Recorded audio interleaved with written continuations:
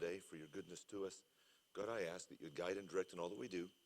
Help the time that we spend now looking at your word to be profitable for us. God, help us to have hearts that are open to what you have for us, to see the principles that are there. And Father, to see how we can take and use them and apply them to our lives, that we might live a life that's pleasing to you. And we ask this in your name, amen. Exodus 14. We've been in this chapter looking at a verse or a couple of verses at a time, pretty much for the last couple of months now. Take into account that Christmas was in there, and it's probably closing in on 3 months, 2.5, 3 months. We're right at the end. There are 10 lessons in this particular series, and this is lesson number 9. Let's look at Exodus 14, 30 and 31, and we'll get started here. Thus the Lord saved Israel that day out of the hand of the Egyptians. And Israel saw the Egyptians dead upon the seashore. And Israel saw the great work which the Lord did upon the Egyptians. And the people feared the Lord and believed the Lord and his servant Moses. Now, there's a lot tucked in those 2 verses. There's a lot in those 2 verses that we won't get into right now. To me, one of the most astounding things is not solely what's there, but what's there that starts with and leads on to. They saw what God did. They feared the Lord. They believed him. They believed his servant Moses. And we don't need to go too many chapters, like 1, to find them rebelling against God and arguing and complaining about something. And so we won't get into that today, but every time I come to this and see the great thing that God did and read the end of the story here, it always amazes me. Man has this incredible ability to completely forget what he learned 10 minutes ago. And so we come to church, and how often do we hear a similar message time after time? Maybe different passage, maybe same passage. We hear a similar, because we need to have it repeated, because we tend to forget what we learned 10 minutes ago. Well, let's dive into the introduction here. Introduction is the same as it has been the last couple of weeks, especially if the clicker works, which it's not. Ha, cool. So we'll just go with no slide and look at that one today. We have our review, looking at the first couple of the first 8 rules that we've looked at. Just a quick run through. First of all, realize that God means for you to be, and it's not in the rule there, but in my mind I often include that word, right where you are. God means for you to be right there. Beck, if you go to the keyboard and just hit the right arrow, it should advance, or click on that slide and then just see if it'll do that. And if it does, I don't know what's going on. I know what's not going on, and that's this. Number 2, be more concerned for God's glory than for your relief. What is most important? You know, we work with, let me see if it goes. Hi, looky there.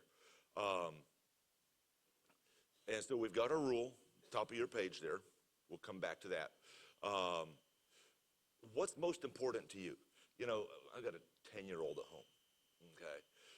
How often is it, Josie, I know what you want to do, but what's most important?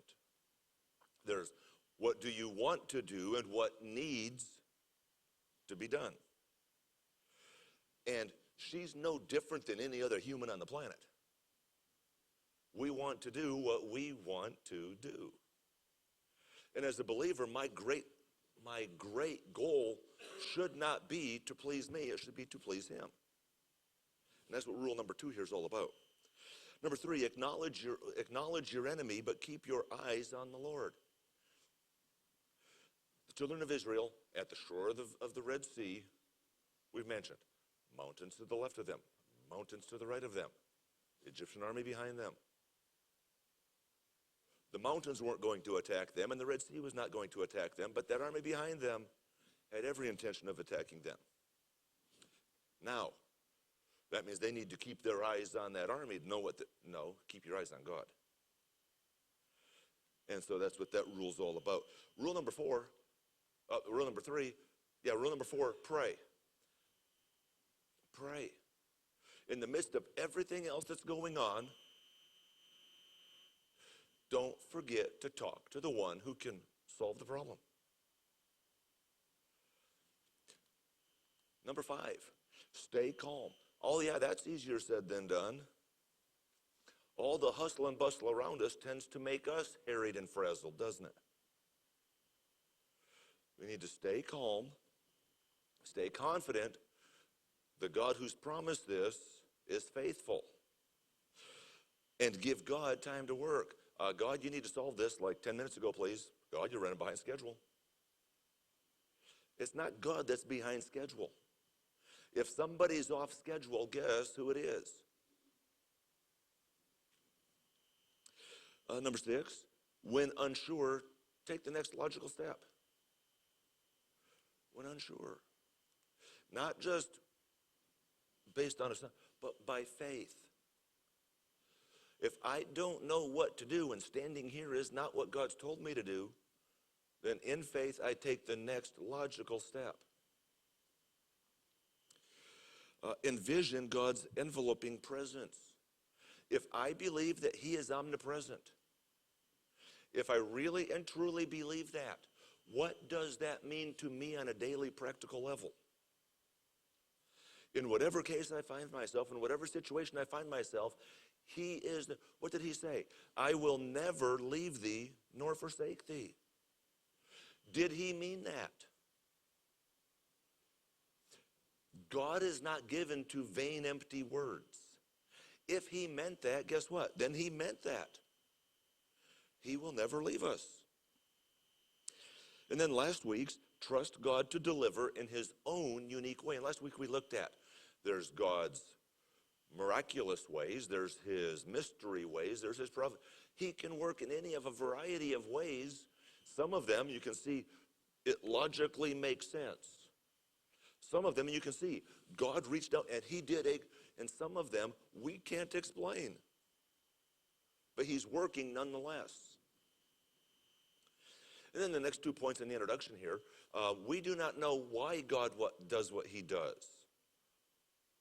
And He is under no obligation to tell us why.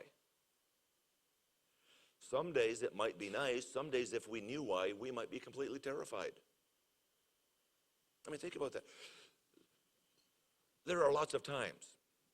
Go back to Jose. She's getting to that point that she wants to know more than what to do. She wants to know the why behind it. And sometimes, I think I may have mentioned this a week or two ago, sometimes the answer is because, but I'll explain it in a couple of years. She's 10. She's not going to understand. Sometimes she just needs to do what she needs to do. And sometimes you and I need to do what we need to do even though we don't know why. Perhaps later on we'll see the reason why. Perhaps in glory we'll see the reason why. But today I need to make sure that I do what I need to do. I do not know why God does what God does. However, letter C, God knows why God does what God does. He's not doing things, well, I'm not sure how this is going to turn out. Let's see what those people do. He knows exactly how it's going to turn out. He knows exactly. He knows the beginning from the end. And He knows the postscript also. He knows it all. And I need to trust Him. So today, the rule that we have there, view your current crisis as a faith builder for the future. What I'm going through today is not simply for today, it's to help me tomorrow also. If you take vitamins and medicine, it's not only for the moment, it's for the next moment also. And the first thing that we have here, it's a treadmill. If you have a treadmill, you use the treadmill, you go for a walk, whatever you do for exercise, it is not simply for the momentary benefit, it is for the long-term benefit also. And faith is that. What I'm going through today, the crisis that I am facing, if I'm trusting God and allowing him to work, it not only helps me today in this crisis, it helps me when I know, you know what, the next time I have an issue, I know how to deal with it because God is always there. It helps me, it builds my faith. A crisis can help to mature us. I don't remember who, it may have been my friend Clifton from Texas, but I use it quite a bit at work. Everybody grows old, not everybody grows up. You know what? We live in a world that people don't want to grow up. Think back, Toys R Us is just a shell of itself now. It's found in occasional Macy's stores as it attempts to rebound somewhat. Years ago, on their commercial, I don't want to grow up, I'm a Toys R Us kid. Peter Pan did not want to grow up. We live in a world that people don't want to grow up. And yet maturing is essential in the Christian life. The believer must mature just as a baby grows to an adult. The maturing process is essential. If you have your Bibles, go to 1 Peter 2. 1 Peter 2. Go from Exodus to 1 Peter. 1 Peter 2.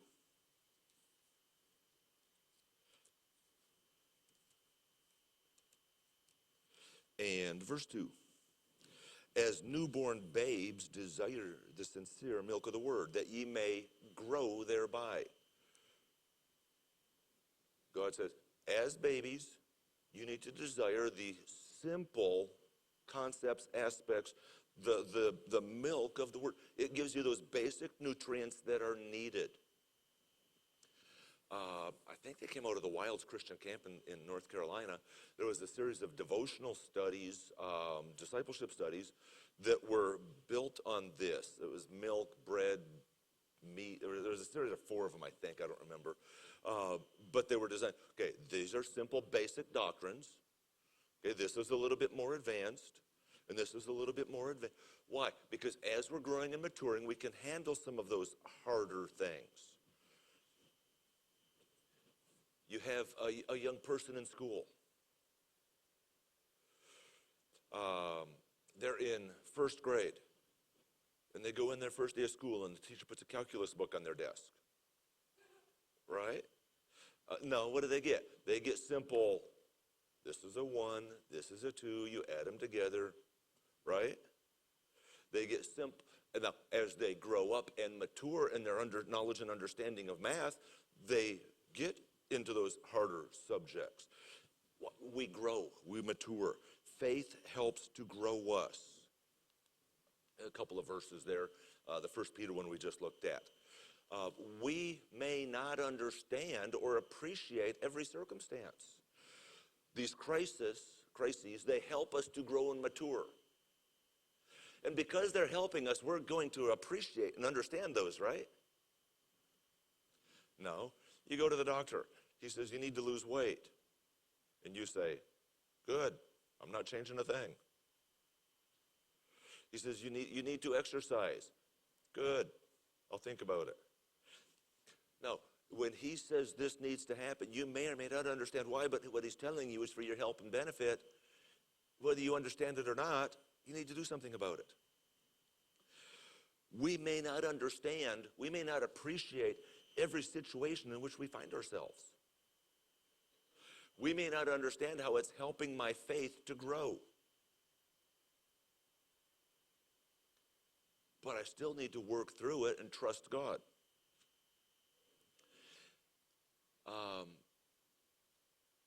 Let's look to, you know what, we're here. Let's go to Hebrews 11. We're here in 1 Peter. Just flip over a couple of pages. Hebrews 11.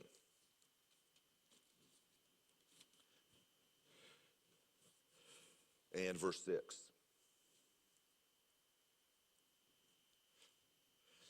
But without faith, it is impossible to please him. For he that cometh to God must believe that he is, and that he is rewarder of them that diligently seek him. My faith needs to grow. It needs to be strengthened because I cannot please God unless I have that faith. If God says, this is what I want you to do, then he expects me to do what he wants me to do. And in doing that, I please him. I show that I trust him.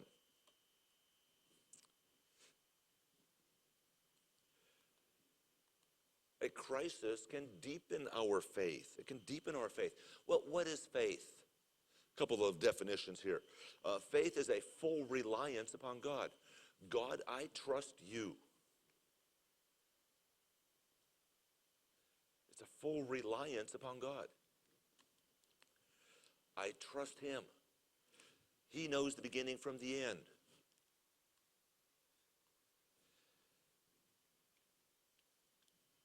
You get in, you're taking a trip somewhere, you turn on your navigational system, whatever it is, whether you're on your phone, whether you have a GPS built into your car, whether you have an external GPS that you put in your car. Okay, you turn on your navigational system. Have you ever been driving and the instructions that was given made you, let me check and make sure I put in the right address? Because it's taking you somewhere that you didn't really. With God, I don't have to check and make sure I put in the right address. I can have full reliance, full confidence. I can trust him for every step of the way. Faith is believing that, that things will happen to us just as he told us.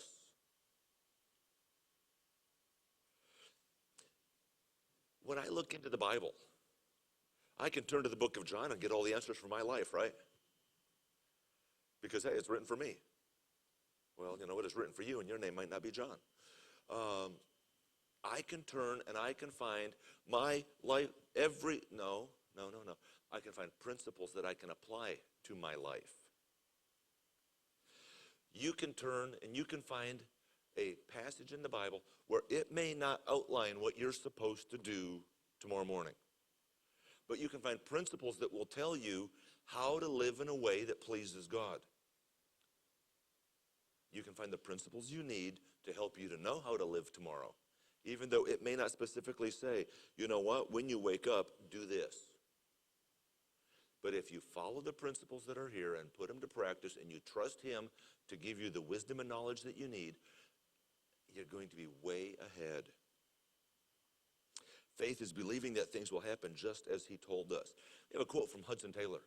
It says, I know he tries me only to increase my faith. Why does he bring these trials to my life? He's got a purpose. And it's to grow me. It's to mature me. Warren Wiersbe, a faith that cannot be tested can't be trusted. Think about that for a moment. If I'm going to trust, how do I know I can trust God if I've never been forced to trust him?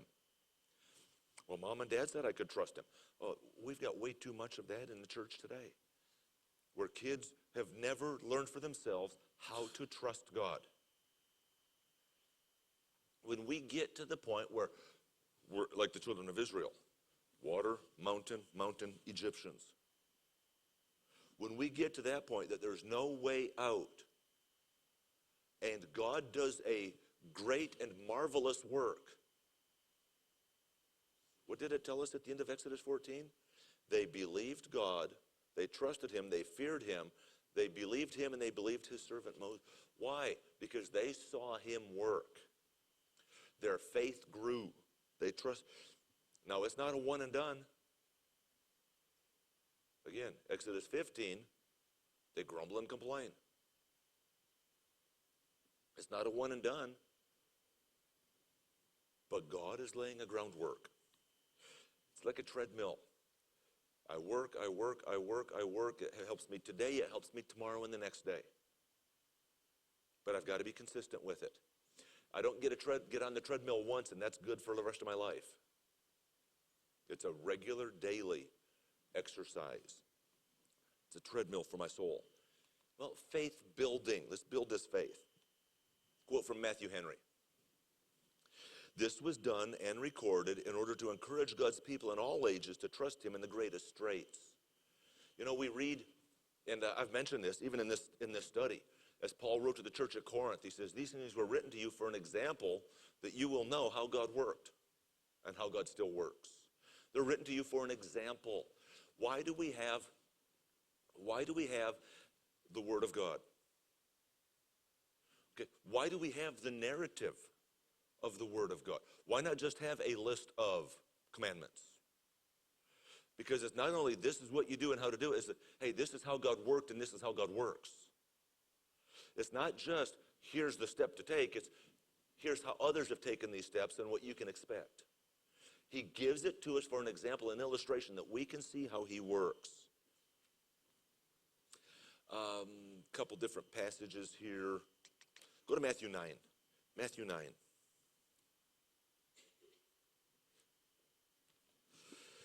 And 23 and 24. Matthew 9, 23 and 24.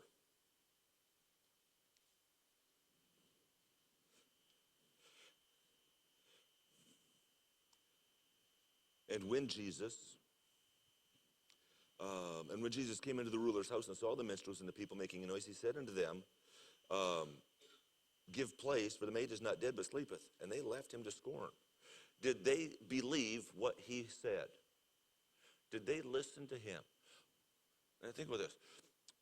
Way too often, we may find ourselves, I hope not, but we may find in the place, well, this doesn't make good. No, doesn't work for me. I can see with my eyes, she's dead. And we don't believe him. And yet, drop down 2 verses. The next verse, he raises the maid. In 2 verses. The fame hereof went abroad into all the land. We don't believe. Ha, ha, ha. You don't know what you're talking about. He raises her. Wow, did you see what he did? How quickly they changed. A life-changing experience does not need to be a life-changing. You know what changes doesn't need to be a big monumental event. The thing that changes your life, when we're talking about faith, the thing that changes your life, changes your belief, your trust, does not need to be huge. Doesn't need to be gigantic. The thing that changes your faith might be that you see God work in each and every one of the small steps of your life. And you realize that a God who cares for all of these small steps surely cares. If we go back into the Gospels, the Sermon on the Mount, you see the lilies of the field, you see the birds of the air. If God cares for all of these, don't you think he cares for you? It doesn't need to be a huge thing. Even the most insignificant event can help us to grow. Because our faith grows as we see God work. As we see him work in our life, as we see him work in the life of others, our faith grows. Little by little. A life-changing experience does not need to be a life-changing experience. And yet, a life-changing experience may indeed be a life-changing experience. Just as God can use all those little steps to help to grow us, it may be a biggie that he uses to help to grow us. Turn over to just a chapter, go to Matthew 8. Matthew 8. And we'll be back to this chapter in the conclusion, so if you want to stick a bulletin or something there, we'll be back here. Matthew 8, he enters into the ship. And when he was entered into a ship, the disciples followed him, and there arose a great tempest in the sea, insomuch that the ship was covered with waves. But he was asleep. And the disciples came to him and awoke him, saying, Lord, save us, we perish. These were people who spent their lives on the water, and now they're terrified that they're going to sink and drown. This may be a big event. And he said unto them, Why are ye fearful, O ye of little faith? And he arose, rebuked the winds and the sea, and there was great calm. But the men marveled, saying, What manner of man is this, that even the winds and the sea obey him? This was a big event. A life-changing experience doesn't need to be a big event, but this one was. God reached down and he got their attention in a big way. And sometimes that's what we face. Where there's something happening within our lives, it's a crisis. It's a crisis of epic proportions. It's a big one. And we see God at work, and it's like, hey, I can trust this God. Sometimes it's the small steps. Sometimes it's a big step. Faith building is pleasing to God. It's pleasing. When our faith grows, God is pleased because we're developing a greater, stronger, more intimate relationship with him. Trials and troubles help us, help our faith to grow. And our faith can grow by seeing God work in and through us, but also by seeing God work in and through others. They say that experience is the best teacher. And I've often said, yeah, your experience is my best teacher. You know, you learn those hard lessons. I want to be smart enough to learn from them so I don't have to learn the hard lessons. I don't want to have to go through those hard things. I would like to learn from your mistakes. Doesn't always work that way, does it? But wouldn't it be nice if it did? When we see how God works, you want to disobey? God chastens. I might want to say, you know what? I don't want that chastening hand of God. Our faith grows when we see God work in and through us. Our faith grows when we see God work in and through others. Faith grows when we intentionally decide to apply God's promises to the present concern and use what we learn to help prepare us for what we will face tomorrow. My faith grows when I take the lessons learned today and apply them to tomorrow's tests. So I'm teaching a class. Students have their notes and their books out in front of them, and I ask a question. They can answer the question. Great. I'm glad. Tomorrow we find out how much you know. Tomorrow's test day. Oh, I don't like tests. You know what? In life, we get the simple challenge. We pass the quiz. Yay! Tomorrow's test day. I used to joke with my kids. I said, how can you miss a question on homework? You can have your book open and read the answer. You are given great permission to cheat on the homework. If you get it wrong here, what are you going to do tomorrow when the book's closed? There are times that we go through trials and tests in life and we don't have our Bible at immediate disposal, do we? We can't reach to our side and turn to Exodus 14 and see how God worked. I have to know it here and trust him. I need to take the lessons that I learned today and know how to apply them for tomorrow. Well, conclusion. View your current crisis as a faith builder for the future. Just like I have the last few weeks, I've got a couple quotes, a couple things like that. Our faith grows. This is similar to that last point that we had. Our faith grows when we choose to apply God's promises to today's problems and use the experience to mature us. We talked about the maturing process here. Use what we learned to help us to grow, help to mature us for tomorrow. Is my faith growing? Faith is finding and claiming the promises of God in every situation. What am I going through in life? What is a promise that God has given in his word that can help me with what I'm going through in life? Finding and claiming the promises of God in every situation, and based upon those promises, making logical assumptions.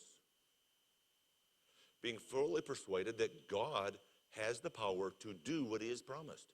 If God has given a promise, God can keep that promise. He has the great ability to do that. I can trust him. Expect faith to be tested. Children of Israel, great victory. They see the Egyptians dead on the seashore. They fear God. They believe him. They get 20 miles down the desert road. Why did you do this to us? Their faith was tested. Oh, well, let's go back to lesson number 1. It's time for a review. They forgot what they had learned. Faith is going to be tested, just as theirs was, so will ours. Faith is going to be tested. And so we need to find and claim the promises of God in every situation. I may not have my Bible at my disposal, but I've got my brain available. And has my brain been focused on, does it know the promises of God? A quote from Spurgeon. If we cannot believe God when circumstances seem to be against us, then we do not believe him at all. When things are going sideways, if I can't believe God then, do I really believe him when things are going right straight down the path? Do I believe him? Isaac Newton says, trials are medicines, which our gracious and wise physician prescribes because we need them. Think about that for a second. Trials are medicines, which our great and wise physician prescribes because we need them. And he proportions the frequency and weight of them to what the case requires. Two different people both take the same medication, but the dosages may be different, and the administration may be different. Two different people may take the same medicine, but they may take it more or less frequently, more or less as far as amount goes, the dose. God gives trials, and he gives those trials based upon what he knows, not what he thinks, what he knows we need. Let us trust his skill and thank him for his prescription. Okay. Now, what was that prescription? Trials are the medicines that the great physician prescribed. Whoa, whoa, whoa, whoa, whoa. You want me to thank him for those trials? Uh-huh.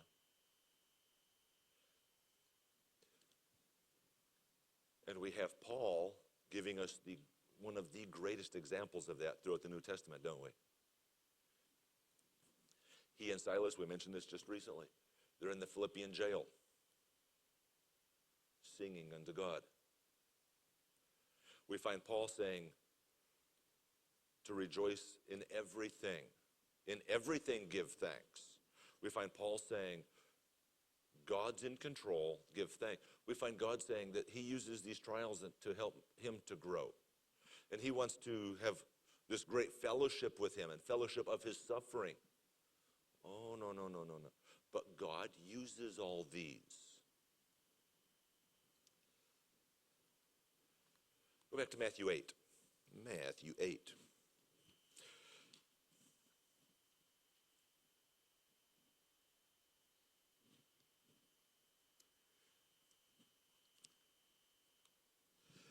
And we're looking at the little bit larger context here. Starting in verse 22, Jesus said unto them, follow me, let the dead bury their dead. So he gives them a hard saying, and then he moves in. They enter into the ship. He goes in, he sleeps.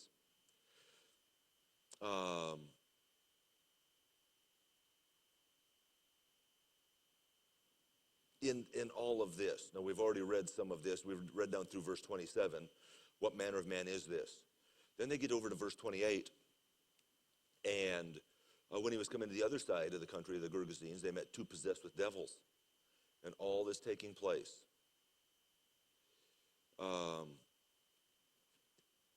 He casts out the devils.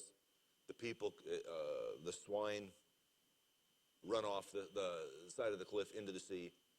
The people come out, and they're just so excited about the great work that God has done. They tell him, please leave. We don't want you here. You're interfering with us.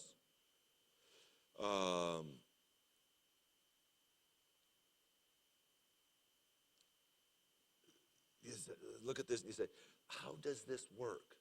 How is this? And then there's another passage, and I don't have the notes down here, where he tells the disciples, it's Jesus walking on the water passage. He tells the disciples, you go out into the boat, and I'll meet you on the other side. And they go out into the boat. And what happened? It's another case kind of like this one here in the boat where the winds and the waves, there's a great storm on the sea. And they see him come walking on the water. And in both instances, whether it's here in Matthew 8 or the walking on the water, Jesus put them in the boat. He said, let's go where we're going. He knew there was going to be a storm in both cases. In one case, this one here, Matthew 8, he was right there with them.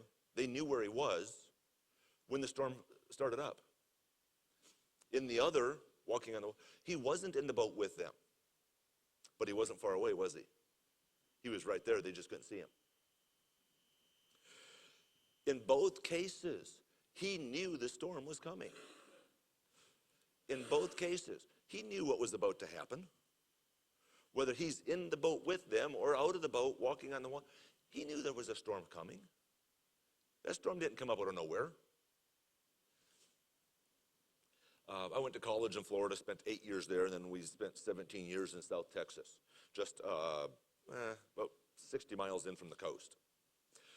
So I had a great many years where I was somewhat a little bit interested in hurricanes.